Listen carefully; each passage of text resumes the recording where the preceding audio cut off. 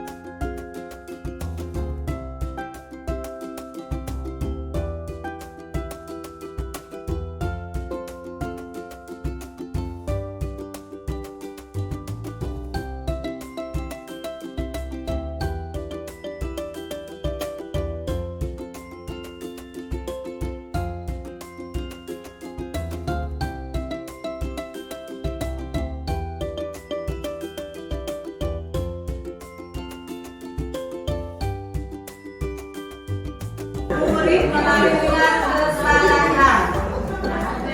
Seperti apa? Nah, yang pertama ada identitas gagal, terus ada yang sukses, dan yang terakhir yaitu kontrol diri atau berhasil juga. Nah, yang pertama, kita sebagai guru pernah tidak sebagai posisi penghukum kepada murid? Ada juga posisi kontrol yang kedua, yaitu membuat murid merasa bersalah. Yang ketiga sebagai teman. Terus yang keempat pemantau, yang terakhir adalah sebagai manajer. Nah, contohnya atau indikatornya, ketika kita posisi penghukum, kita itu adalah menunjuk-nunjuk, bahkan berkata kasar ya, uding-uding, kamu ini langsung dipanggil. Nah, itu adalah posisi sebagai penghukum, bersuaranya keras sambil menggunakan badan kita ya atau gerakan. Nah, kemudian ada lagi posisi pembuat rasa bersalah, seperti dia membuat anak itu merasa bersalah. Ibu kecewa banget sama mamaku, kamu kayak gitu.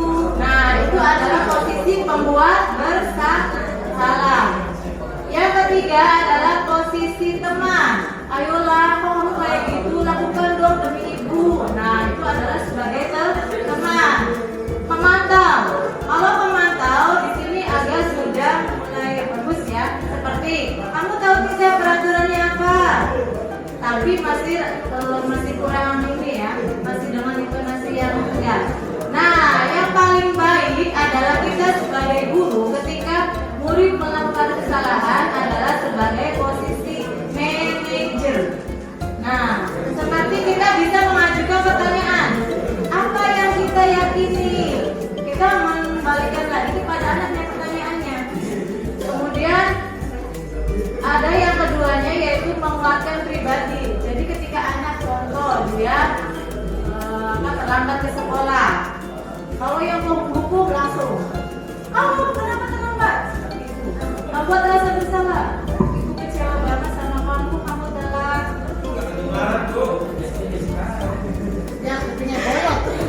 Nah, kita bermanfaat.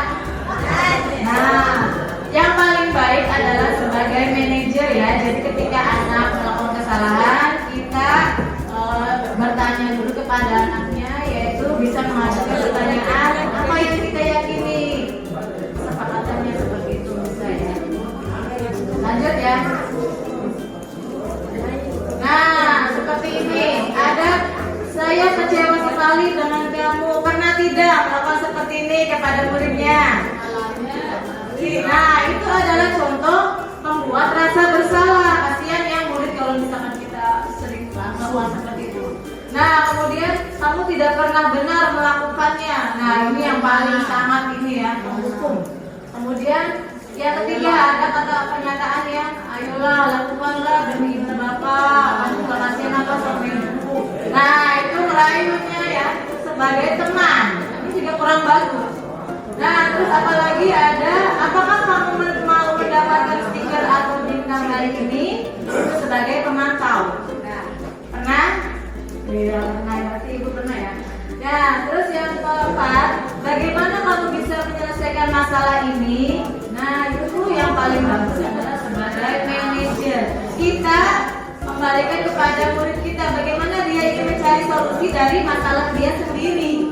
Jadi bukan kita yang mencari solusinya, tapi murid sendiri yang menemukan solusi dari masalahnya dia. Sudah pernah? Nah, untuk sekarang alangkah baiknya kita sebagai guru menerapkan sebagai posisi manajer ketika ada kesalahan kepada murid. Jadi kita kembalikan kepada murid tersebut untuk mencari solusinya sendiri. Nah, kemudian ada ini bergerak di antara peraturan, pemantau, konsekuensi, dan hadiah, nilai-nilai manajer, dan memperbaiki. Nah, yang terakhir, materi terakhir yaitu segitiga restitusi. Sebelumnya ada yang pernah mendengar restitusi itu apa? Pernah? Nah, saya sedikit menyampaikan atas ilmu yang sudah saya dapat. Institusi itu adalah menciptakan kondisi bagi murid untuk memperbaiki kesalahan dia sendiri sehingga dia bisa kembali ke kelompoknya, mencari yang pertama yaitu menstabilkan identitas. Kamu tentu punya alasan mengapa kamu melakukan itu. Gitu. Adakah cara yang lebih efektif untuk mendapatkan yang kamu butuhkan? Kita menanyakan kepada murid tersebut ya. Terus nilai-nilai apa yang telah kita sepakati? Biarkan murid menjawab sendiri. Terus kamu ingin menjadi orang yang seperti apa? Itu contohnya.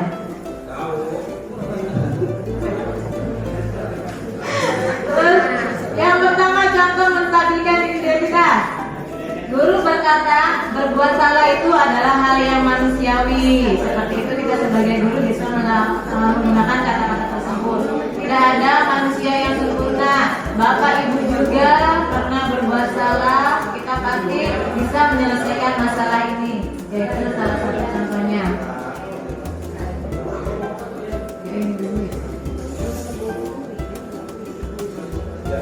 Terus validasi kebutuhan. Kamu bisa saja melakukan hal yang lebih buruk, tetapi kamu tidak melakukannya kan? Kamu pasti punya alasan kenapa kamu melakukannya. Seperti itu namanya validasi kebutuhan. Dan yang terakhir adalah menanyakan keyakinan. Nah, yang ini. Apa nilai yang kita percaya di kelas atau sekolah kita? Nilai-nilai universal apa yang telah kita sepakati? Jadi kita menanyakan lagi kepada murid kita keyakinannya. Kamu ingin menjadi orang yang seperti apa? Tentu dia nanti akan menjawabnya sendiri. Nah, ini ada intervensi ini bisa membantu murid ke tujuan semula. Jadi ketika dia melakukan kesalahan, dia memperbaiki kesalahannya. Apakah kamu ingin berbuat baik?